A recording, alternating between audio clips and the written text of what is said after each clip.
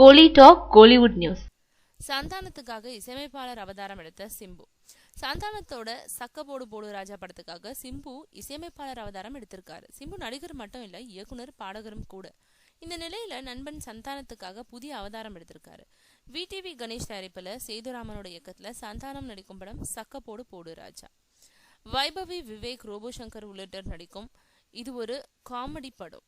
இந்த படத்துக்காக சிம்பு இசையமைப்பாளர் ஆறாரு. இதை பத்தி சந்தானம் ட்விட்டர்ல என்ன சொல்லியிருக்காருன்னா, என்னோட காட்ஃபாதர் எஸ்டிஆர் சக்கப்போடு போடு ராஜாவுக்காக முதல் முறையா இசையமைப்பாளர் ஆறாரு அப்படின்னு தெரிவிச்சிருக்காரு. சந்தானத்துக்காக சக்கப்போடு போடு ராஜாவுக்காக முதலா இசையமைப்பாளர் ஆகுறேன், புதிய பயணத்தை தொடங்குறேன், உங்களோட அன்பும் ஆசையும் தேவைன்னு புது இசையமைப்பாளர் எஸ்டிஆரும் ட்விட்டர்ல பதிவு ஒன்று போட்டிருக்காரு.